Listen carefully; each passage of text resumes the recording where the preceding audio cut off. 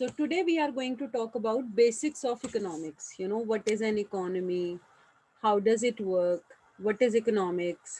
Economics की branches क्या हैं, हम इकोनॉमिक्स पढ़ते क्यों हैं। तो एक इंटरेस्ट हमारा डेवलप होगा अगर हमें ये वीडियो अच्छे से समझ में आ गई तो। आप अपनी सराउंडिंग में देखें, जितने भी आपके रिलेटिव्स हैं, जितने भी आपके फ्रेंड्स हैं, जो भी आपकी नॉलेज में लोग हैं, किसी के भी बारे में सोचो तो आप देखोगे उनके घर में कम से कम एक अर्निंग मेंबर जरूर होगा। ऐसी कोई फैमिली नहीं होती जहाँ पे एक भी अर्निंग मेंबर ना हो। तो इकोनॉमी चलती कैसे है? इकोनॉमी चलती है with these earning people. Economy माना एक सिस्टम जिसके थ्रू लोग अपनी लाइवलीहुड अर्न करते हैं। लॉकडाउन में क्या हुआ? लॉकडाउन में सबकी इनकम पे एक अटैक हुआ। तो मैं खर्च नहीं कर रही, मैं मूवीज देखने नहीं जा रही, मैं बाहर नहीं खा रही, मैं बाहर घूमने फिरने नहीं जा रही, मैंने बाहर का खाना पीना बंद कर दिया, तो बहुत सारे लोग बेरोजगार हो गए। मैं नहीं जा रही तो रिक्शा भी नहीं हायर कर रही, मेट्रो में भी कम पैसेंजर्स हैं। तो हर एक की जो एक साइकिल बनी हुई थी, पूरी साइकिल चलती कैसे है? इकोनॉमी का एक बेसिक फंडामेंटल क्या है? इकोनॉमिक्स का एक बेसिक फंडामेंटल है, one man's expenditure is another man's income. वो पूरी साइकिल ऐसे चलती है।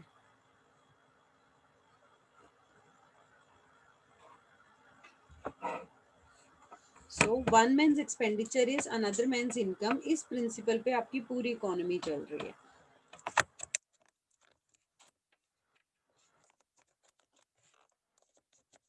तो अगर एक आदमी की इनकम नहीं होगी, वो खर्च नहीं करेगा, वो खर्च नहीं करेगा, दूसरे को इनकम नहीं होगी, वो खर्च नहीं करेगा, तीसरे को इनकम नहीं होगी, यानी कि पूरी की पूरी साइकिल जो है वो ब्रेक होगी। और लॉकडाउन में यही हुआ। हम लोगों ने खर्च करना बंद किया, बहुतों की इनकम कम हुई, उनकी इनकम कम हुई, उन्होंने खर्च करना कम किया, हमारी इनकम कम हुई। तो पूरी साइकिल जो है वो डिस्टर्ब्ड हो गई। तो इकोनॉमी क्या है? इकोनॉमी एक सिस्टम है जिसके थ्रू लोग अपना लाइवलीहुड अर्न करते हैं, right? So this is called economy.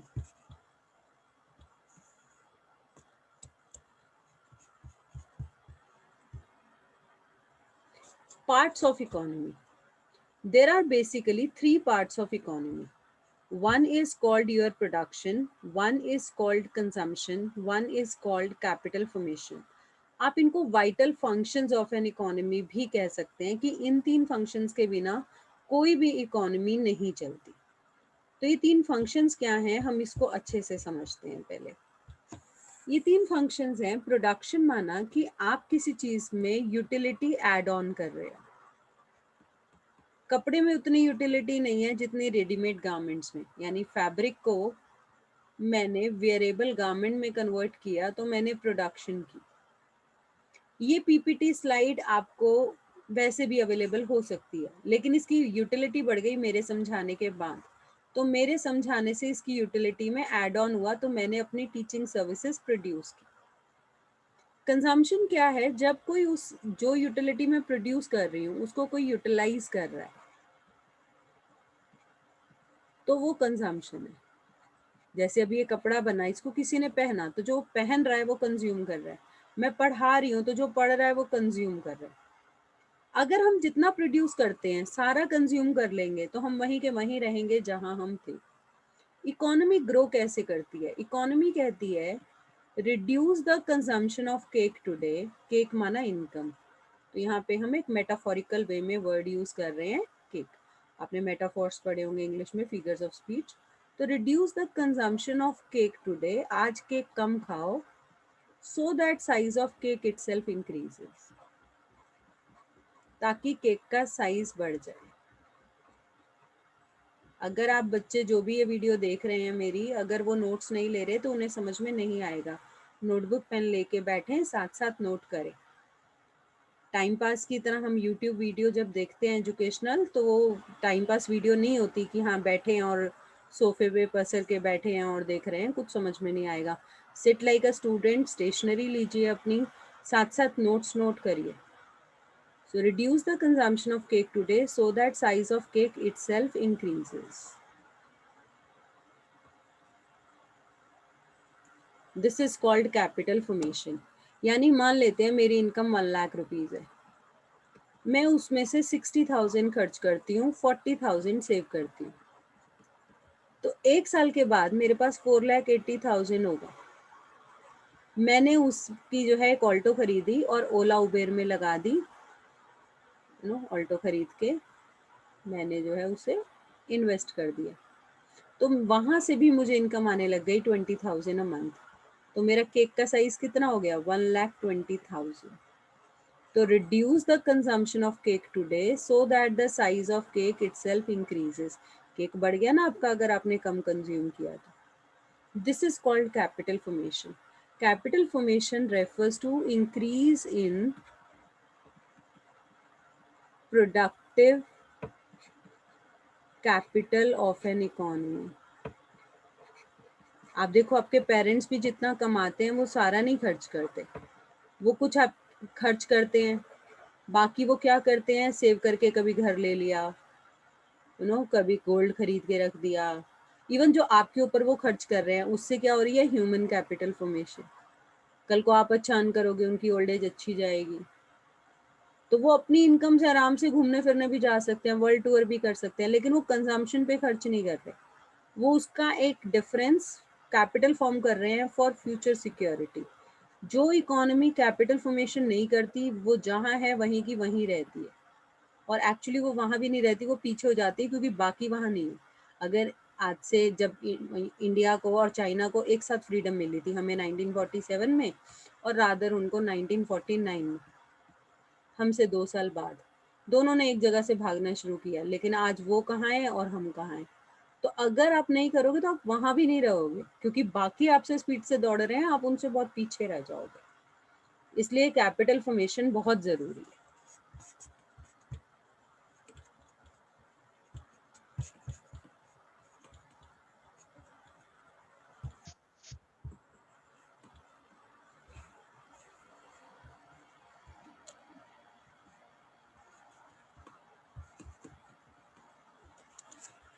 Next comes, what do you mean by scarcity?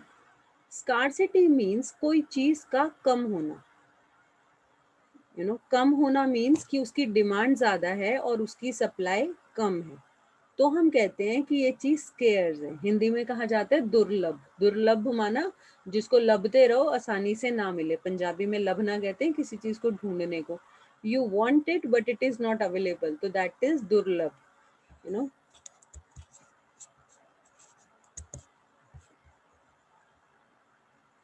तो जैसे आप ये इमेज देख रहे हैं, इस इमेज में ये टमाटो एक है और इतने खाने वाले हैं, तो दिस इज स्केयर्स। कोविड में आपके वेंटिलेटर्स की स्कार्सिटी हो गई। बीच में एक फेज आया था दिल्ली में, मुंबई में बेड्स की स्कार्सिटी हो गई थी, पेशेंट्स इतने हो गए थे।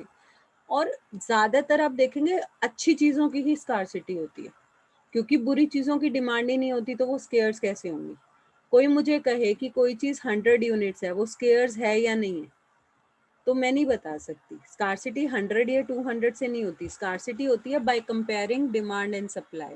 अगर किसी चीज़ की डिमांड ज़्यादा है, सप्लाई कम है, तो वो स्केयर्स है, चाहे वो 2 यूनिट हो, 10 हो, 1 लाख हो, 5 लाख हो। अगर डिमांड कम है, सप्लाई ज़्यादा है, मेरे कमरे में एक मच्छर है, तो भी वो स्केयर्स नहीं है, तो भी वो अबंडेंट है, क्योंकि डिमांड है ही नहीं मॉस्किटो की। तो स्कार्सिटी नहीं होगी if demand is less than supply, scarcity है if demand is more than supply. तो हम कहते हैं scarcity is a relative concept. Relative यानी कंपैरेटिव, कंपेयर करके हम बता सकते हैं वेदर स्कार्सिटी है या नहीं।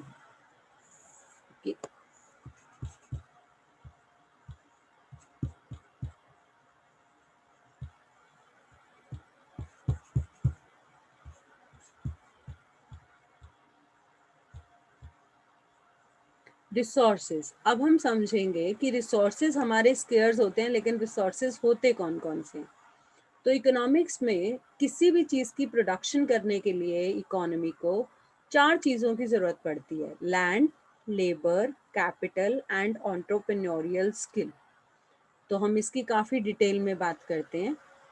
ओके, तो अपने नोटबुक पेन जिनके पास नहीं है, जो ऐसे देख रहे हैं वीडियो, जल्दी से अपनी स्टेशनरी अरेंज करें, फिर पॉज कर दे वीडियो को, स्टेशनरी लाएं, फिर कंटिन्यू करें। Land. Land means all natural resources which are used in production. Economics वाले सिर्फ अर्थ की अपर मोस्ट लेयर को लैंड नहीं कहते, वो वाटर को भी लैंड कहते हैं, वो फॉरेस्ट को भी लैंड कहते हैं, वो लैंड को भी लैंड कहते हैं जो अपर मोस्ट लेयर है अर्थ की, वो मिनरल्स को भी लैंड कहते हैं। यानी नेचुरल जितनी चीज़ें प्रोडक्शन में यूज़ हो रही हैं वो हैं लैंड, और उनको बदले में मिलता है रेंट। तो इससे हमें ये भी समझ आ जाता है कि supply of land is perfectly inelastic.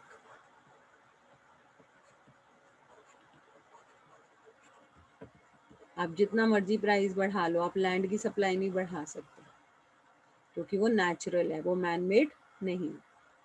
Labour economics में किसे कहते हैं? एनी काइंड ऑफ फिजिकल और mental work done.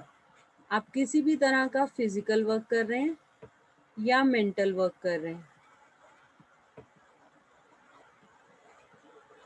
With a view to earning money. किस लिए कर रहे हैं? पैसे कमाने के लिए।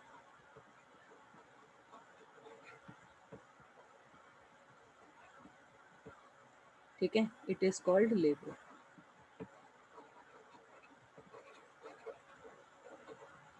राइट। लेबर को मिलते हैं वेजेस या सैलरीज। अगर ब्लू कॉलर वर्कर है यानी फिजिकल वर्क करने वाला तो उसे मिलेंगे वेजेस, उनको कहा जाता है ब्लू कॉलर वर्कर, क्योंकि पसीने से उनके कॉलर ब्लू हो ही जाते हैं। और जिन्होंने ऑफिस में आराम से बैठ के काम करना है, मेंटल वर्क है, they are called white collar worker, उनके कॉलर वाइट ही रहते हैं, उन्हें मिलती है सैलरीज। हाँ, अगर आप कोई काम कर रहे हो पैसों के लिए नहीं कर रहे तो आप लेबर नहीं हो। मैं अपने घर में खाना बना रही हूँ, आई एम नॉट लेबर, क्योंकि वो मैं मनी के लिए नहीं काम कर रही। तो any work which is not done with a view to earning money is not labour. आप एक पेंटिंग बना रहे हो, आपको शौक है पेंटिंग्स बनाने का, you are not labour. Capital means जितनी भी मैन मेड गुड्स यूज होती हैं प्रोडक्शन में, ऑल मैन मेड थिंग्स। आपने कभी किसी को सुना होगा भाई बिजनेस में मैंने 10 लाख रुपए लगाए हैं, तो कहीं आपको रुपया लगा वो दिखता है किसी ऑफिस में कि नोट टंगे हुए हैं? नहीं। कैसे लगाए हैं पैसे? फर्नीचर खरीदा होगा, नो, एसी लगे होंगे, लैपटॉप्स खरीदे होंगे, मशीनरी खरीदी होगी, चेयर्स लिया होगा, एनीथिंग तो दैट इज कैपिटल। जो भी मैन मेड आपने खरीदा है और प्रोडक्शन में आपको हेल्प कर रहा है। अब वो कैपिटल कैसे आई होगी? पैसों से। वो पैसा या तो आपका अपना होगा या आपने उधार लिया होगा। इकोनॉमिक्स वाला खुद को भी ब्याज देता है कि मेरा पैसा है तो मैं खुद को ब्याज दूंगा। इकोनॉमिक्स वाला ये नहीं कहता कि खाली मैंने किसी और से पैसे लिए हैं तभी मैं इंटरेस्ट दूंगा। वो कहता है अगर मैंने अपना पैसा लगाया है तो मैं खुद को इंटरेस्ट दूंगा, क्योंकि अगर ये पैसा मैं बिजनेस में नहीं लगाता तो मैं कहीं लगाता, मैं जहां भी लगाता वहां से इंटरेस्ट आता, तो वो इतना कैलकुलेटिव होता है। तो वो कहता है मैं खुद को इंटरेस्ट दूंगा। तो कैपिटल को क्या मिलता है? अपना रिटर्न, इंटरेस्ट। लास्ट है एंटरप्रेन्योरशिप। कोई एक बंदा है जो इन सबको इकट्ठा करेगा। So entrepreneur is the one who bears risk of production. अब इन सब का रिटर्न पहले से फिक्स होता है। Who bears risk of production, इन सबको पहले से पता होता है मुझे इतना रेंट मिलेगा, मुझे इतनी वेजेस मिलेंगे, मुझे इतनी इंटरेस्ट मिलेगा। लेकिन इसको कुछ नहीं पता होता, प्रॉफिट भी हो सकता है इसको, इसको लॉस भी हो सकता है। तो सारा रिस्क कौन बियर कर रहा है? एंटरप्रेन्योर। ये इनोवेशंस भी करता है, ये नए नए आइडिया सोचता है, यार ऐसे कर लो, ऐसे कर लो। तो ही इज कॉल्ड एंटरप्रेन्योर। तो ये 4 फैक्टर ऑफ प्रोडक्शन है। अब आप दुनिया की कोई भी चीज़ सोचो, मैं अभी आपकी कोचिंग ले रही हूँ, ऑनलाइन कोचिंग ले रही हूँ, राइट? तो अभी हमारे, मैं ये जो प्रोडक्शन कर रही हूँ इसमें क्या क्या यूज़ हो रहा है? I am the labour. अगर आपके कमरे में ऑक्सीजन ना हो, मेरे में ना हो, मैं नहीं पढ़ा सकती। लैंड हम यूज़ कर रहे हैं, लैपटॉप है, नेटवर्क कनेक्शन है, मैं ये राइटिंग पैड यूज़ कर रही हूँ, all this is capital. And I myself am acting as an entrepreneur. Student मिले तो प्रॉफिट हो सकता है, ना मिले तो लॉस भी हो सकता है। तो चारों फैक्टर ऑफ प्रोडक्शन है तब ये प्रोडक्शन हो रही है। अगर एक भी फैक्टर मिसिंग हो तो प्रोडक्शन नहीं हो सकती। किसी भी प्रोडक्शन को करने के लिए we need these 4 factors of production.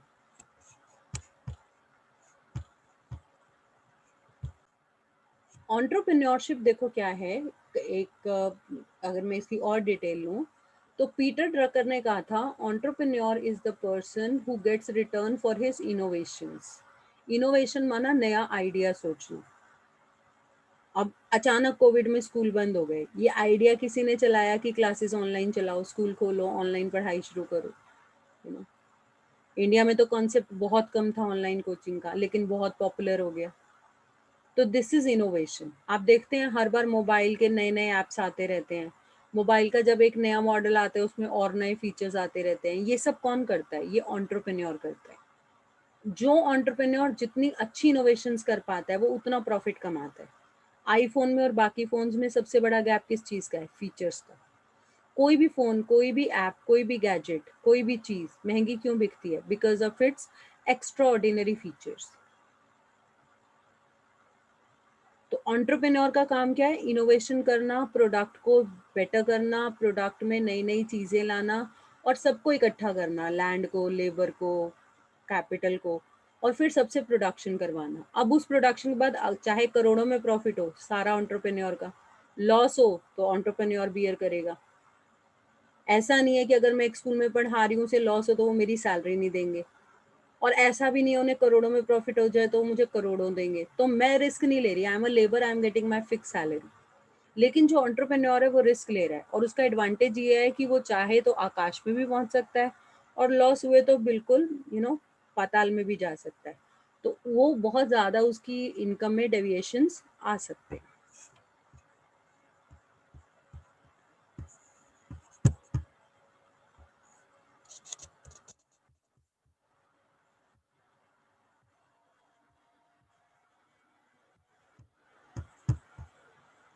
अब आप इस इमेज को देखिए, आपको लगेगा कि ये व्यक्ति बेवकूफ़ है। देखिए, इसे धूप लग रही है लेकिन कैप उल्टी। इसके पास गॉगल्स भी हैं लेकिन पहनने नहीं है। इस बंदे को उस साइड देखना है, सीढ़ियों के ऊपर ऐसे खड़ा है, ये नहीं कि सीढ़ी सीधी लगा ले और आराम से देख ले। तो इकोनोमाइजिंग ऑफ रिसोर्सेज क्या है? Economising means making best possible utilisation of resources. Are they making best possible utilisation of resources? Answer is no. और आपको ये बेवकूफ़ लग रहे हैं, हम सब बेवकूफ़ हैं। सिर्फ ये लोग बेवकूफ़ नहीं है, हम सब बेवकूफ़ हैं। हम सब बेवकूफ़ कैसे हैं? पूरे दिन में हमें 24 घंटे मिलते हैं, हम में से कौन है जो उसका बेस्ट यूटिलाइजेशन करता है? All of us gate 24 hours in a day.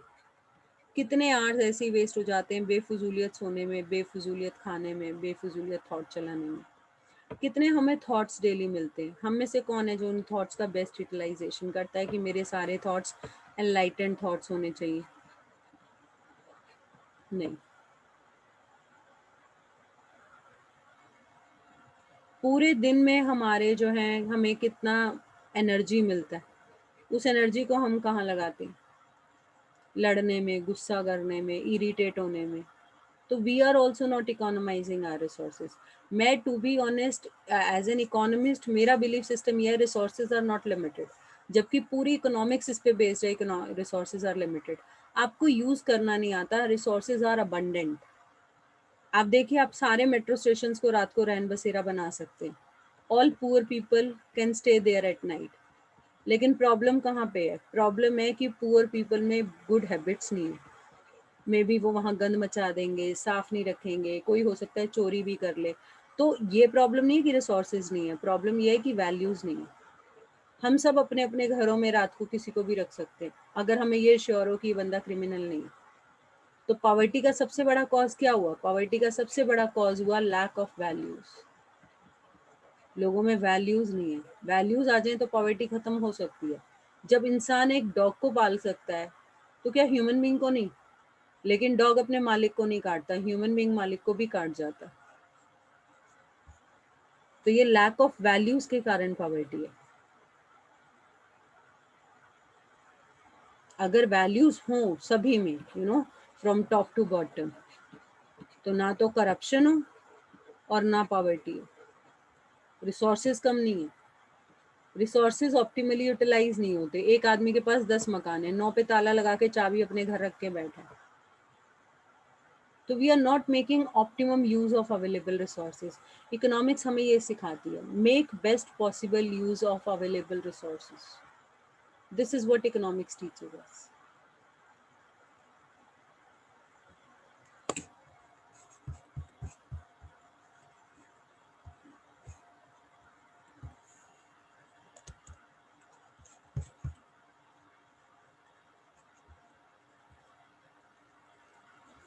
So what is economic problem? Economic problem is problem of making choice in the presence of scarcity.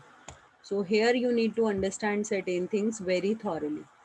So I come to that. First thing is that human wants are unlimited. You need to understand certain things. Human wants are unlimited. आपकी जैसी एक इच्छा पूरी होती है, दूसरी खड़ी हो जाती है.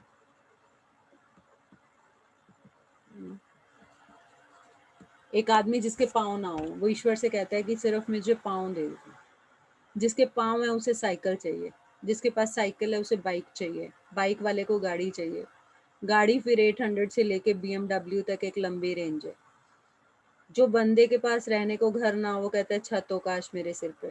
जो किराए पे रहता है उसे अपना घर चाहिए. अपने घर में फिर LIG, HIMIG, HIG, bungalow, mansion, no limit.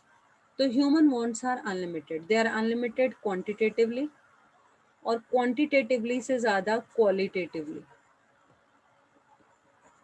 Quality wise they are unlimited. खाना तो मैं लिमिटेड ही खाऊंगी, लेकिन मेरा पेट तो वीकली मार्केट के छोले भटूरे से भी भर जाएगा. लेकिन नहीं, मुझे तो हल्दीराम चाहिए, मुझे तो ताज पैलेस में खाना खाना है, मुझे तो ली मेरिडियन जाना है. तो qualitatively our wants are unlimited.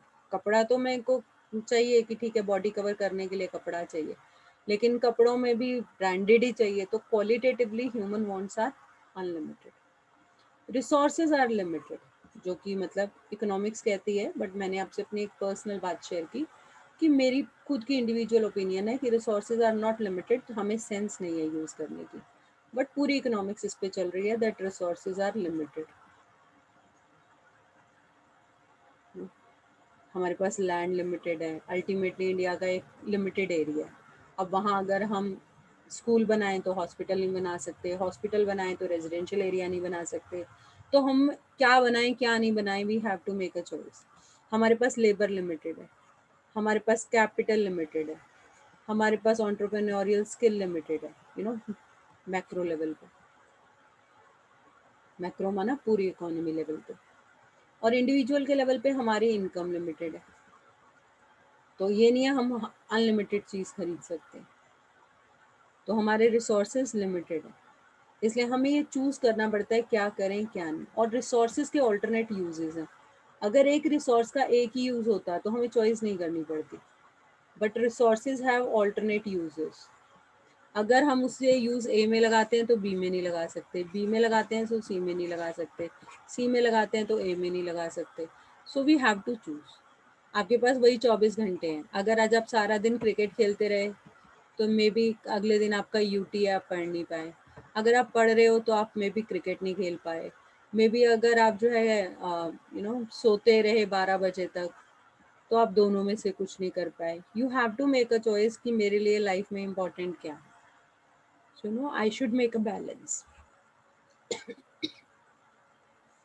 I should make a balance. तो रिसोर्सेज हैव ऑल्टरनेट यूजेस. तो इकोनॉमिक्स क्या है या इकोनॉमिक प्रॉब्लम क्या है. अब इतने सारे यूजेस हैं, I have to make a choice. Make a choice in such a way so that maximum is achieved. सारी नहीं तो at least my maximum wants are fulfilled. This is called economic problem.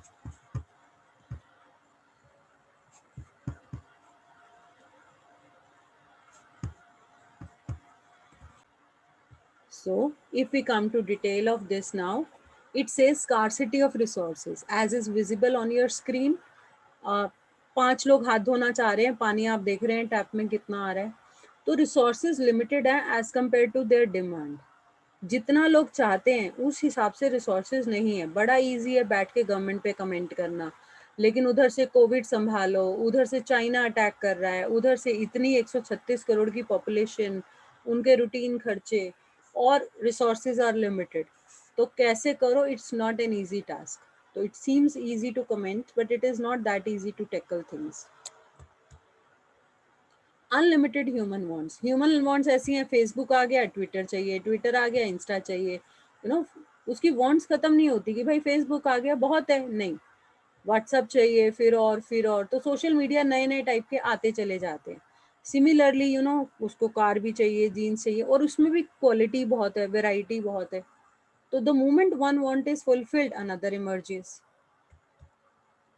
And then अगर एक ही use होता, मान लो मैं तुम्हें 100 रुपए की जगह एक मूवी टिकट दूं, तो you don't have a choice, तुम जाओगे और मूवी देखोगे। लेकिन रिसोर्सेज ऐसे हैं जिनके ऑल्टरनेट यूजेस हैं कि सेम पीस ऑफ लैंड पे हम एयरपोर्ट भी बना सकते हैं, रोड्स भी बना सकते हैं, घर भी बना सकते हैं, रेलवे ट्रैक भी बना सकते हैं। So we have to make a choice कि हम इसका क्या यूज करें और क्या यूज नहीं करें। These are the reasons for economic problem. तो आपको क्वेश्चन आता है, what do you mean by an economic problem? Why does it arise? So it arises because of three reasons. One, human wants are unlimited. Second, resources are limited. And third, resources have alternate uses. Another way of asking question is that scarcity is the root of all economic problems. Do you agree? Answer is yes. Had there been no scarcity, there would have been no economic problem. आप imagine करो हमारे पास एक जिन्नी बाबा होते, हम जिन्नी बाबा को जो कहते जिन्नी बाबा हमें दे देते, तो कोई प्रॉब्लम नहीं थी। लेकिन प्रॉब्लम ये है जिन्नी बाबा है नहीं हमारी लाइफ में। So now we come to what economics is. So economics is a social science. तो पहले सोशल साइंस का मीनिंग समझ लेते हैं। कोई भी साइंस जो ह्यूमन बीइंग से डील करती है उसे सोशल साइंस कहते हैं। जो फिजिकल मैटर से डील करती है वो फिजिकल साइंस होती है। फिजिकल साइंस के प्रिंसिपल रिजिड होते हैं, वो जो हैं डिट्टो रहेंगे। लेकिन ह्यूमन बींग्स के केस में आप कोई रिजिड प्रिंसिपल नहीं बना सकते। Even biology is a social science. एक ही दवाई एक बंदे पे असर करती है, दूसरे को एलर्जी दे देती है। एक ही बीमारी से कोई मर रहा है और कोई 4 दिन में रिकवर करके घर आ जा रहा है। तो इसका मतलब biology also is not a purely a physical science. और इकोनॉमिक्स तो टोटली ह्यूमन बीइंग से डील कर रही है, तो it is not at all a physical science, it is a social science. तो सोशल साइंस में सबसे बड़ा फर्क क्या आता है? सोशल साइंस में सबसे बड़ा फर्क आता है कि सोशल साइंस, पहली बात, उसके ऊपर कोई प्रिंसिपल्स परमानेंटली अप्लाई नहीं होते, और दूसरी बात वो एजम्पशंस पे बेस्ड होती है। हम एज्यूम करते हैं, लेट अस एज्यूम। आप हर थ्योरी में देखोगे मैं आपको एजम्पशंस कराऊंगी, चाहे मैं आपको लॉ ऑफ डिमांड कराऊं, चाहे मैं आपको लॉ ऑफ सप्लाई कराऊं, कुछ भी कराऊंगी, मैं आपको उसमें एजम्पशंस की बात करूंगी। So it assumes, let us assume. So economics is a social science. It is dealing with human beings, which studies the way a society chooses to use its limited resources. कैसे एक society या एक individual, अगर individual choose कर रहा है तो micro economics है, सोसाइटी चूज कर रही है तो मैक्रो इकोनॉमिक्स है। दोनों ये कैसे चूज करते हैं कि अपने लिमिटेड रिसोर्सेज जिनका ऑल्टरनेट यूज है, उसे कैसे यूज करना है for the satisfaction of different groups of people. तो अब हम बात करेंगे दो ब्रांचेस की, माइक्रो एंड मैक्रो। माइक्रो माना एक पेड़, मैक्रो माना पूरा जंगल। तो जब हम एक इंडिविजुअल की बात करते हैं दिस इज माइक्रो, जब हम पूरे के पूरे जंगल की बात करते हैं दिस इज मैक्रो, पूरी सोसाइटी की बात करते हैं इट इज मैक्रो। अगर आप पानी की एक बूंद की बात कर रहे हो माइक्रो, आप ओशियन की बात कर रहे हो मैक्रो। आप कहोगे मैम जो माइक्रो के लिए ट्रू होगा वो मैक्रो के लिए भी होगा, हमें दो अलग अलग क्यों पढ़ा रहे हैं? क्योंकि ऐसा नहीं है, जो माइक्रो के लिए सच है वो मैक्रो के लिए सच नहीं है। बहुत बार दूसरे का नुकसान करके मेरा फायदा होता है तो माइक्रो के लिए ठीक है, मैक्रो के लिए बहुत गलत है। माइक्रो के लेवल पे मुझे वेट कम करना है, मैंने अपनी मेड को जॉब से निकाल दिया। माइक्रो लेवल पे मैंने बहुत अच्छा काम किया, पैसे भी बचे, वेट भी कम हुआ। मैक्रो लेवल पे अनएम्प्लॉयमेंट बढ़ा। मैक्रो लेवल पे one man's expenditure is another man's income. मैं खर्चा नहीं कर रही तो उसको इनकम नहीं हो रही है, वो खर्चा नहीं करेगी किसी और को नहीं होगी, पूरी साइकिल खराब की है मैंने। तो माइक्रो लेवल पे चीज़ें अलग हैं, मैक्रो लेवल पे चीज़ें अलग हैं, इसलिए दोनों के प्रिंसिपल्स अलग हैं। तो 11th में हमारे सिलेबस में है माइक्रो इकोनॉमिक्स, 12th में हम पढ़ेंगे मैक्रो इकोनॉमिक्स, कि पूरी सोसाइटी के बारे में जब हम सोचते हैं तो हमारे थिंकिंग पैटर्न्स में क्या चेंज आता है। तो जिसे अभी अपने बारे में इकोनॉमिकली सोचना नहीं आ रहा, उससे हम ये उम्मीद तो नहीं कर सकते कि वो पूरी सोसाइटी के बारे में सोचेगा। तो इसलिए हम पहले पढ़ाते हैं माइक्रो, फिर पढ़ाएंगे मैक्रो। तो micro economics deals with the behaviour of individual economic units. Macro economics is the study of the economy as a whole. Micro के टूल्स हैं डिमांड एंड सप्लाई. मैक्रो के टूल्स हैं aggregate demand and aggregate supply. Micro का objective है to determine the price of a commodity और factors of production. तो ये mainly deal करती है कि भाई जैसे अगर मैं सपोज कोई प्रोडक्ट बना रही हूँ तो कितने में उसे बेचूँ, या अगर मुझे कहीं जॉब करनी है मैं कितनी सैलरी एक्सपेक्ट करूँ. तो कमोडिटीज़ का प्राइस भी, लैंड, लेबर, कैपिटल, एंटरप्रेन्योर का प्राइस भी, it is determined under micro. और मैक्रो डील करता है ओवरऑल नेशनल इनकम की डिटर्मिनेशन, ओवरऑल एम्प्लॉयमेंट लेवल की डिटर्मिनेशन. तो इसलिए इसका नाम थ्योरी ऑफ प्राइस डिटर्मिनेशन भी है और इसका नाम theory of income and employment भी है. अगर इस पे हम देखें एप्लीकेशन बेस्ड क्वेश्चन तो आपको ऐसे आता है which of the following is a micro economic variable. तो जहाँ भी इंडिविजुअल या स्मॉल ग्रुप ऑफ इंडिविजुअल्स की बात हो, that is micro. Demand and market demand दोनों माइक्रो है. बच्चा सोचता है मार्केट डिमांड है तो मैक्रो होगा, नहीं. एग्रीगेट डिमांड मैक्रो होगा, मार्केट डिमांड माइक्रो ही है. एक ही प्रोडक्ट की सारे कंज्यूमर्स मिलकर कितनी डिमांड कर रहे हैं उसे कहते हैं मार्केट डिमांड. तो मार्केट डिमांड आपका माइक्रो में ही आता है, मार्केट सप्लाई आपका माइक्रो में ही आता है. सिमिलरली आपकी जो इंडस्ट्री है वो माइक्रो में ही आती है, फर्म्स भी माइक्रो में आती हैं. लैंड, लेबर, कैपिटल, एंटरप्रेन्योर, इनका प्राइस डिटर्मिनेशन भी माइक्रो में आता है. लेकिन जब बात आती है सेक्टर्स की, primary sector, secondary sector, organised, unorganised, वो मैक्रो में आते हैं. तो अगर मैं बोलूँ film industry is a part of micro economics, primary sector is a part of macro economics. So take a screenshot of this slide and note it down later. After the class, take notes of it.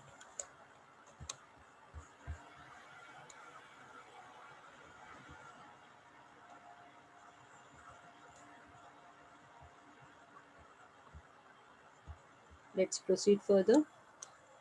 Positive and normative economics. Now there are two branches of economics, positive and normative. Positive economics deals with what is, that is reality. Normative economics deals with what ought to be, क्या होना चाहिए, क्या है और क्या होना चाहिए. तो positive deals with what is, normative deals with what ought to be. तो कल मैं एक छोटे बच्चे को पढ़ा रही थी और हम लोग डिस्कशन कर रहे थे distinguish between fact and opinion. तो एक्चुअली जो फैक्ट है वो पॉजिटिव है और जो ओपिनियन है वो नॉर्मेटिव है, क्योंकि ओपिनियन पे डिबेट हो सकती है, उसके पीछे वैल्यू जजमेंट्स हैं, उनको आप वेरीफाई नहीं कर सकते. वो जस्ट मेरी ओपिनियन है, वो कोई फैक्चुअल स्टेटमेंट नहीं है कि स्टैटिस्टिक्स से वेरीफाई हो जाएगी. तो positive economics deals with the things as they are, यानी reality. Normative economics deals with things as they should be, ideal. Second difference is they are based on real facts and normative is based on individual opinions. जैसे कोई कहे कि we should not discriminate between rich and poor. It is a normative statement. Ideal based, opinion based. It cannot be verified. अगर आप positive को चाहें तो आप वेरीफाई कर सकते हैं. जैसे मैं कहती हूँ price rises, quantity demanded falls, आप वेरीफाई कर लीजिए. कोई भी चीज़ महंगी होती है उसकी डिमांड कम होती है. तो ये pure and neutral between ends है. ये भी आपको कई बार क्वेश्चन आ जाएगा, who give the statement that economics is neutral between ends. इसको कहीं नोट करेंगे. Who give the statement that economics is neutral between ends. Economics is neutral between ends. ये दी आपकी लॉयनल रॉबिन्स ने. ये जो हम जितनी भी स्कार्सिटी डेफिनेशन कर रहे हैं ये रॉबिन्स की दी हुई है, सर लॉयनल रॉबिन्स, राइट. तो उन्होंने कहा इकोनॉमिक्स ये नहीं सोचती कि सही गलत पाप पुण्य, वो सिर्फ ये सोचती है profit, loss, demand, supply. Market अगर डिमांड करेगी सपोज सेक्स वर्कर्स की, तो सेक्स वर्कर सप्लाई होंगे, वो गुड और बैड नहीं देखेगी. मार्केट अगर डिमांड करेगी अल्कोहल की सप्लाई होगी। मार्केट डिमांड करेगी ड्रग्स की, तो ड्रग्स की सप्लाई होगी। मार्केट डिमांड करेगी अल्कोहल की, अल्कोहल बनेगा। मार्केट डिमांड करेगी पेडिग्री की, तो बच्चे भूखे मरेंगे लेकिन पेडिग्री बनेगा। तो वो मार्केट के अकॉर्डिंग चल रही है, वो अच्छा बुरा पाप पुण्य सही गलत कुछ नहीं सोच रहे। लेकिन नॉर्मेटिव इकोनॉमिस्ट जो हुए, जैसे कि हमारे हुए sir Alfred Marshall, Alfred Marshall को हम वेलफेयर इकोनॉमिस्ट कहते हैं। सर पिगू, एसी पिगू, ये हमारे वेलफेयर इकोनॉमिस्ट हैं। इन्होंने कहा नहीं, economics is suggestive and optimum. वो सजेस्ट करती है, ऑप्टिमाइज करती है, लेकिन सोशल वैल्यूज को ध्यान में रख के, ऐसे इनह्यूमन तरीकों से नहीं। तो ये आर्ग्यूमेंट है इकोनॉमिस्ट में। मैंने पहले ही कहा economics is a social science, we are dealing with human beings, तो वेरिएशंस हैं। तो यहाँ पे आप देखेंगे, यहाँ पे हमारा ऑब्जेक्टिव है डिस्क्राइब करना सिचुएशन को, और यहाँ पर हम आइडियल्स की बात कर रहे हैं। अभी हम कुछ भी क्लैरिफाई नहीं कर सकते एज सच। तो यहाँ कोई वैल्यू जजमेंट्स नहीं होंगी पॉजिटिव इकोनॉमिक्स में, लेकिन यहाँ पे वैल्यू जजमेंट्स होंगी। और क्योंकि वैल्यू जजमेंट्स अलग होंगी, तो नॉर्मेटिव इकोनॉमिक्स इंडिया की अलग है, यूएस की अलग है, चाइना की अलग है। Positive economics all over the globe एक ही। नॉर्मेटिव इकोनॉमिक्स हर सोसाइटी में वेरी कर जाएगी।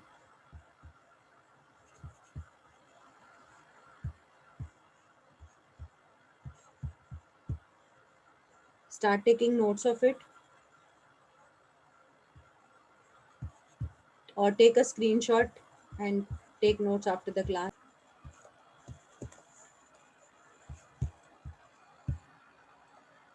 Now let us come to central problems. Central problems नाम कैसे पड़ा? नाम ऐसे पड़ा कि हर इकोनॉमी इन्हीं के आसपास घूम रही है।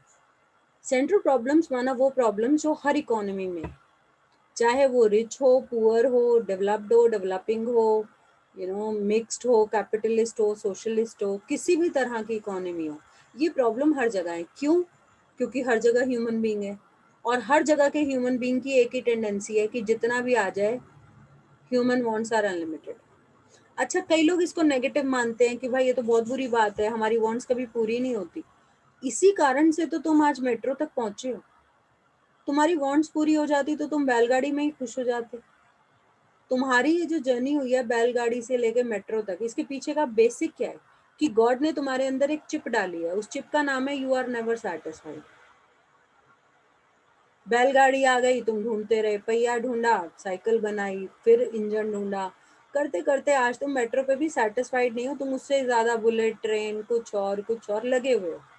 और यही हमारी ग्रोथ की वजह है। तो ह्यूमन वांट्स आर अनलिमिटेड, ये कोई बुरी बात नहीं। ये ही बेस बना है ह्यूमन बीइंग की आज तक की डेवलपमेंट का। जानवर हैं, they are satisfied with whatever they have, तो वो जानवर के जानवर ही रहते हैं। तो मैं अगर I if I M an economist, I love economics, तो कोई भी चिप जो मेरे अंदर बाय बर्थ है वो गलत नहीं हो सकती। ये हमेशा के लिए अपना एक प्रिंसिपल बना लो, कोई भी चीज़ जो तुम्हारे अंदर नेचुरली है वो गलत नहीं हो सकती। जो चीज़ तुम इंटेंशनली या सोसाइटली क्रिएट करो, सोशली क्रिएट करो, अपने अंदर फिक्सअप करो, वो बुरी हो सकती है, लेकिन एक नेचुरल चीज़ कभी बुरी नहीं होती।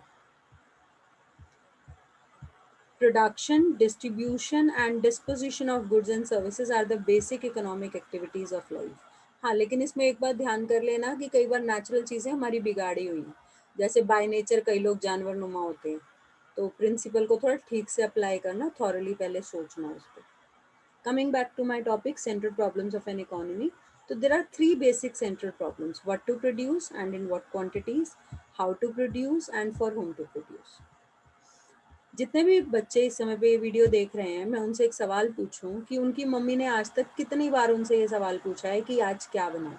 या पापा कुकिंग करते हैं, इंडिया में रेयरली करते हैं, बट अगर करते हैं तो उन्होंने कभी पूछा हो कि बच्चों आज क्या खाओगे, मैं क्या बनाऊं। तो वो ये सवाल क्यों करते हैं? वो सब कुछ क्यों नहीं बना देते? वो ऐसा क्यों नहीं करते कि Indian, Chinese, Mughlai, South Indian सब बना के रख दें and you can choose what you want to have? Because resources are limited and human wants are unlimited. तो ड्यू टू दिस रीजन पहली प्रॉब्लम आती है व्हाट टू प्रोड्यूस, क्या बनाए। यही प्रॉब्लम फैमिली में आती है, यही प्रॉब्लम इकोनॉमी के सामने आती है, क्या बनाए। अब आपको हैरानी होगी, आप इकोनॉमिक्स के स्टूडेंट हो, लेकिन जब आपकी मम्मी पूछती है क्या बनाए, तो आपके दिमाग में कभी ये नहीं आया होगा कि this is the problem of what to produce which my mom is facing right now, and this is an central problem. ये मैं आपके अंदर डेवलप करना चाहती हूँ, मैं आपको एक इकोनॉमिस्ट बनाना चाहती हूँ। आप किसी सिचुएशन में है तो आपको वहाँ की इकोनॉमिक्स समझ है कि यहाँ कहाँ इकोनॉमिक्स है। तो व्हाट टू प्रोड्यूस, कौन सी गुड्स एंड सर्विसेज बनाऊं, कितनी क्वांटिटी में बनाऊं। अब मम्मी ऐसा भी नहीं है या पापा कुकिंग कर रहे हैं तो वो अनलिमिटेड बना देंगे। घर में 4 मेंबर हैं तो 1 कटोरी राजमा, 5 है तो उस हिसाब से तो क्वांटिटी वेरी करेगी according to number of members. तो क्या बनाएं, कितना बनाएं। सिमिलरली मैक्रो लेवल पे कितना फूड बनाएं, कितना शेल्टर बनाएं, कितनी क्लोथिंग बनाएं, कितना एजुकेशन को दें, कितना डिफेंस को दें। सब चीज़ तो अनलिमिटेड नहीं हो सकती, और कितनी कितनी क्वांटिटी, राइट। तो ऊपर का पोर्शन है पॉजिटिव इकोनॉमिक्स, ये आपको बता रहा है ये प्रॉब्लम है। नीचे का पोर्शन है नॉर्मेटिव इकोनॉमिक्स, वो आपको गाइडिंग प्रिंसिपल दे रहा है। एग्जाम में अगर ये क्वेश्चन 3 मार्क्स में आता है, आप खाली व्हाट टू प्रोड्यूस बताते हैं, गाइडिंग प्रिंसिपल नहीं बताते, तो टीचर आपका 1 नंबर काटेगा ही काटेगा। तो गाइडिंग प्रिंसिपल मतलब जब मुझे ये प्रॉब्लम सॉल्व करनी है तो मैं माइंड में अपने गाइडलाइन क्या रखूँ। तो गाइडलाइन ये रखो कि इस तरीके से रिसोर्सेज को एलोकेट करो जिससे मैक्सिमम एग्रीगेट सेटिस्फेक्शन होता हो, यानी ओवरऑल सेटिस्फेक्शन मैक्सिमम होता हो। आप मम्मी को देखो, अगर घर में 2 लोग एक सब्जी नहीं खाते, मम्मी वो सब्जी बहुत कम बनाती है, क्योंकि एग्रीगेट सेटिस्फेक्शन कम होगा। आपकी इकोनॉमी में, इंडिया जैसी इकोनॉमी में, डॉग्स को पेट रखना इज नॉट रिकमेंडेड। क्यों भाई, आप यूएस जैसे अमीर देश नहीं हो, आपके यहाँ लोग भूखे मर रहे हैं, आप पेडिग्री बना रहे हो। आप डॉगी पाल रहे हो, आप इंसान को तो पालो पहले। तो ये डॉग्स को पेट रखना, ये यूएस जैसे देश में अच्छा लगता है जहाँ इंसानों का पेट भरा हुआ है। यहाँ तुम्हारे ह्यूमन बींग्स भूखे मर रहे हैं, उनका खाना बन नहीं रहा। डॉग के लिए फ्लेवर, कई कई फ्लेवर्स के पेडिग्री आ रहे हैं, तो इसलिए मैं इसके अगेंस्ट हूँ, राइट। तो गाइडिंग प्रिंसिपल क्या कहता है, ओवरऑल सेटिस्फेक्शन बढ़ेगा या नहीं बढ़ेगा जब हम जो रिसोर्सेज हमारे डॉग फूड प्रोडक्शन में लग रहे हैं वो ह्यूमन फूड प्रोडक्शन में लगेंगे। बिल्कुल बढ़ेगा। तो गाइडिंग प्रिंसिपल कहता है allocate your resources in such a way which gives maximum aggregate satisfaction. Second problem है हाउ टू प्रोड्यूस। अपने वापस किचन में ही जाते हैं, वहाँ पे हमारी काफ़ी प्रोडक्शन होती है और हमने काफ़ी क्लोजली देखा है उस प्रोडक्शन को। तो प्रोडक्शन जब हमने करनी है तो एक तरीका होता है कि मम्मी खड़े होके बनाती हैं गाजर का हलवा, लगी हुई हैं, हिलाई जा रही हैं करछुल, 3 घंटे में हलवा तैयार हुआ। तो that is labour intensive technology. और एक होता है घर में माइक्रोवेव आ गई है या घर में ऐसे कोई आइटम आ गई है, ठीक है जी, केक बनाने उसमें डाल दिया, 45 मिनट्स के बाद गए, स्विच ऑफ किया, केक निकल गया तैयार होके। So that is capital intensive technology of production. तो जिसमें आप लेबर ज्यादा यूज करो, इस पिक्चर में आप देखेंगे ये लेबर ज्यादा यूज हो रही है, you can see here, this is labour intensive method. यहाँ आप देखेंगे रोबोट्स लगे हुए हैं, this is capital intensive method. तो LIT labour intensive technique, CIT capital intensive technique. तो हमें ये चूज करना है कि हम कौन सा मेथड प्रोडक्शन का यूज करें। तो गाइडिंग प्रिंसिपल ये है जिसमें कॉस्ट कम करो। मम्मी को आप देखोगे वो राजमा भिगो के रख देते हैं, क्यों? भिगो के रखने से कम गैस लगेगी, तो कॉस्ट क्या हो जाएगी, मिनिमाइज। बिना इकोनॉमिक्स पढ़े मम्मी को इकोनॉमिक्स आती है। आप कहेंगे ऐसे कैसे, फिर हम पागल हैं, हम इकोनॉमिक्स पढ़ रहे हैं? नहीं, आप कैसे बिहेव करते हो उसे पढ़ के हमने इकोनॉमिक्स बनाई। आप इकोनॉमिक्स पढ़ के बिहेव नहीं करते। एक साइंस स्ट्रीम वाला भी इकोनॉमिकली बिहेव करता है, एक स्टूडेंट जिसका इकोनॉमिक सब्जेक्ट नहीं रहा वो भी इकोनॉमिकली बिहेव करता है। तो आपके बिहेवियर को देख के इकोनॉमिक्स पढ़नी है, इकोनॉमिक्स को देख के आप बिहेव नहीं करते। तो गाइडिंग प्रिंसिपल इज अपने फैक्टर्स ऑफ प्रोडक्शन को इस तरीके से कंबाइन करो कि तुम्हारा ओवरऑल कॉस्ट जो है वो मिनिमाइज हो जाए, मिनिमम पॉसिबल कॉस्ट पे मैक्सिमम आउटपुट हो जाए। अब इसी को अपनी लाइफ पे अप्लाई करो, पढ़ने के ऐसे तरीके निकालो कि मिनिमम आवर्स में मैक्सिमम आउटपुट आए। जिस टाइम पे तुम्हें स्कूल में टीचर पढ़ा रही है, ट्यूशन में पढ़ा रही है, या तुम कोई वीडियो देख रहे हो, तो अटेंटिव होके देखो ताकि दोबारा ना देखना पड़े। उस टाइम पे जब तुम अटेंटिव नहीं हो ना, तुम मस्ती कर सकते हो, आउटपुट भी नहीं आया, फिर जो टाइम मस्ती के लिए निकल सकता था तब बैठ के अपनी सेल्फ स्टडी करोगे। तो पढ़ने के भी ऐसे मेथड्स निकालो कि मिनिमम कॉस्ट में मैक्सिमम आउटपुट आए, तब कहेंगे कि हाँ इकोनॉमिक्स के स्टूडेंट हो, अप्लाई करना सीख रहे हो। Last is for whom to produce. फिर बात आती है कि गुड्स बन गई, हमने ये डिसाइड कर लिया भाई what to produce, how to produce, goods ready. अब इन गुड्स को कौन खरीदेगा, मैं किसको पढ़ाऊंगी, जो बच्चा मेरी फीस भर सकता है। ये गाड़ियां किन के लिए खड़ी हैं, जो इनको खरीद सकते हैं। तो कोई भी गुड्स किन के लिए बनी है, for whom to produce, the one who can pay for it. हम तो किसी टी शर्ट पे हम नाम तो नहीं लिख के रखते कि ये मिस्टर एक्स के लिए बनाई है। जो भी बंदा दुकान के अंदर घुसे उसका प्राइस पे कर सकता है, उसके लिए हमने वो चीज़ बनाई है। तो for whom to produce is the problem of distribution of income. तो आप ये भी ध्यान रखिएगा, व्हाट टू प्रोड्यूस को कहा जाता है problem of allocation of resources. इनके अगर आपके एमसीक्यू में एक और नाम आ जाते हैं, तो व्हाट टू प्रोड्यूस को कहा जाता है problem of allocation of resources. So it is concerned with how to allocate your resources, या problem of choice. How to produce को कहा जाता है choice of technique, which problem is concerned with choice of technique of production, answer is how to produce. Which central problem is concerned with distribution of income, so it is for whom to produce. जिस economy में income equally distributed होगी वहाँ goods and services भी equally distributed होंगे। जिस economy में income unequally distributed होगी वहाँ पर गुड्स एंड सर्विसेज भी अनइक्वली डिस्ट्रीब्यूटेड होंगे। तो गाइडिंग प्रिंसिपल क्या है, गाइडिंग प्रिंसिपल है कि ये इंश्योर करो कि एटलीस्ट सबकी अर्जेंट वांट्स पूरी हो जाए। आपने कभी देखा सरकार जो है आपको पिज्जा बांट रही है, मैगी बांट रही है, बर्गर बांट रही है, आईफोन बांट रही है? नहीं, वो सिर्फ आपकी अर्जेंट वांट्स पूरी करेगी। 5 किलो गेहूं ले लो, 2 किलो चावल ले लो, सर्वाइव कर जाओ। अर्जेंट वांट्स वो आपको फ्री दे सकती है। इसलिए जिंदगी में अगर आप ऐश करना चाहते हो तो अपने बलबूते पे होगी, सरकार के बलबूते पे ऐश नहीं होगी। खाली सांसें चलती रहेंगी, इतना फिर भी मिल जाए शायद मुफ्त। बाकी मुफ्त में इससे ज्यादा भिखारी को भी हम कितना देते हैं, जितना वो सरवाइव कर जाए। तो अगर जिंदगी में सर्वाइवल के बियॉन्ड चाहते हो कि एक अच्छा मैं स्टैंडर्ड मेंटेन करूं, तो वो अपने बलबूते पे होगा, वो बेगिंग के भरोसे या किसी और के भरोसे नहीं होगा। तो ensure that urgent wants of each productive factors are fulfilled to maximum possible event. No, it's not event, it's mistyped, it is extent.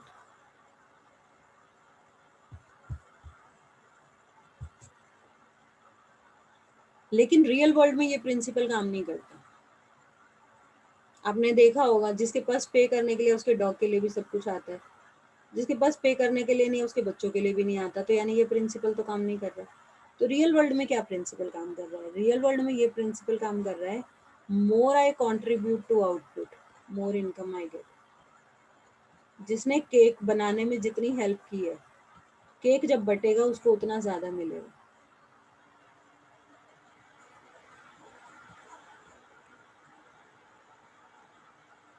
More I contribute to output more I get as my share in output. तो economy में ऐसे ही contribute होता है। अगर if I am if a person is a book writer also, that fellow is also making YouTube videos, that fellow is also working somewhere, तो उसकी income overall ज़्यादा होगी क्योंकि वो कंट्रीब्यूट कर रहा है। जो खाली बैठा है उसकी इनकम कम होगी। तो जितना ज़्यादा हम कंट्रीब्यूट करेंगे उतनी हमारी इनकम होगी, उस हिसाब से हम स्टैंडर्ड मेंटेन कर पाएंगे। रियल वर्ल्ड में ये प्रिंसिपल काम करता है। Last topic for first chapter is opportunity cost. What is opportunity cost? Opportunity cost is the cost of next best alternative sacrificed. जिंदगी में कुछ पाने के लिए कुछ खोना पड़ता है, जो खोना पड़ता है उसमें जो बेस्ट खोया वो नेक्स्ट बेस्ट ऑल्टरनेटिव आपकी अपॉर्चुनिटी कॉस्ट है। इकोनॉमिस्ट बड़ा कैलकुलेटिव होता है, इकोनॉमिस्ट अपनी हर चीज कंसीडर करता है, ये पाने के लिए मैंने ये खोया। और कोई भी ये नहीं चाहेगा कि 100 खो के 80 पाए, तो ऑब्वियसली वो बेस्ट चूज करेगा। अब उसके पास और भी ऑल्टरनेटिव्स थे, जैसे अब ये जॉन है, इसको बड़ी नींद आ रही है लेकिन इसका अगले दिन एग्जाम है, तो अगर ये पढ़ेगा तो नींद मिस करेगा, सोएगा तो पढ़ाई मिस करेगा। He has to make a choice. तो पढ़ने की अपॉर्चुनिटी कॉस्ट सोना, सोने की अपॉर्चुनिटी कॉस्ट पढ़ना। और आप चेक करेंगे हर पल में आपकी एक अपॉर्चुनिटी कॉस्ट है। तो आपको ये डिसाइड करना होता है मैं क्या करूँ। जैसे अब कोई बंदा अगर कॉलेज डिग्री लेता है, आपको लगता है आपको ग्रेजुएशन की कॉस्ट सिर्फ उतनी पड़ेगी जितना आपसे कॉलेज वाले फीस लेंगे, नहीं। अगर मान लो आपकी 12th के बाद जॉब लग सकती है से 10,000 अ मंथ की, मैं बहुत बहुत कम सैलरी ले रही हूँ, कि 10,000 की जॉब तो आपकी लग ही सकती है, और आपने 3 साल ग्रेजुएशन में लगाए, तो आपको 3,60,000 तो वैसे ही कॉस्ट पड़ गई, क्योंकि आप ये अर्न कर सकते थे, लेकिन क्योंकि आप कॉलेज जा रहे थे आपने अर्न नहीं किया। So the potential benefit that is given up when one alternative is selected over the other. For example, when you were not attending college, you could be earning rupees 20,000 per year. So एक साल की आपकी opportunity cost हो गई $20,000. This is how we calculate opportunity cost. और इसी principal पे आगे मैं आपको कॉस्ट जब चैप्टर कराऊंगी उसका वीडियो शेयर करूंगी, तो आप देखेंगे cost is of two types, explicit and implicit. Accountant खाली वो कॉस्ट लेता है जो वो आउटसाइडर्स को दे रहा है। इकोनॉमिस्ट खुद के फैक्टर्स की भी अपॉर्चुनिटी कॉस्ट खुद को देता है, कि अगर ये लैंड मैं किसी को किराए पे देता तो इतनी आती, तो अगर मैं अपने बिजनेस में लगा रहा हूँ तो खुद को किराया दूंगा, अगर मैं अपना बिजनेस कर रहा हूँ तो खुद को सैलरी दूंगा, यानी अपनी अपॉर्चुनिटी कॉस्ट खुद को दूंगा। और ये आपको इकोनॉमिक्स को रियल वर्ल्ड में अप्लाई करने में भी बहुत हेल्प करेगा, कि कुछ भी कर रहे हो उसकी अपॉर्चुनिटी कॉस्ट सोचो। सोचो आप क्लास में शरारत करते हो, पूरी क्लास एंजॉय करती है, पूरी क्लास ने तो एंजॉय किया, आपको अपॉर्चुनिटी कॉस्ट क्या पड़ रही है? आपको पूरा करियर स्पॉइल हो रहा है।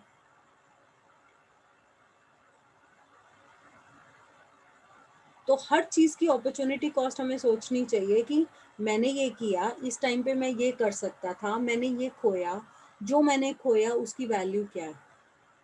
Then you will be able to make best possible decisions for every moment, and thereby you will be able to live a meaningful life. So opportunity cost को simple words में define करें तो it is opportunity lost. मान लो मैंने interview दिया 3 जगह, मेरा हर जगह सिलेक्शन हो गया, एक जगह मुझे सैलरी मिल रही है 1 लाख, एक जगह 80,000, एक जगह 60,000, तो मैं ये वाली ज्वाइन कर लूँगी। अब इसको ज्वाइन करने के लिए मुझे ये छोड़नी पड़ेगी। So this is my opportunity cost. Next best alternative ये नहीं है मेरी अपॉर्चुनिटी कॉस्ट, ना सम टोटल। एमसीक्यू में टीचर ऐसे दे देगा 80 60 दोनों का सम टोटल, दोनों का डिफरेंस नहीं, ओनली द नेक्स्ट बेस्ट, क्योंकि मैं ये ना करती तो मैं ये करती। So the next best alternative sacrificed in order to avail of a given opportunity. So I hope you enjoyed the video. I hope many concepts are clear now. I hope you have developed an interest in economics. फिर भी write your feedback to me at sumanthegreateconomist@gmail.com, or feel free to write sensible comments in comment box in a very sensible and professional language. Thank you so much. Enjoy yourself, be blessed, and be future economist of India.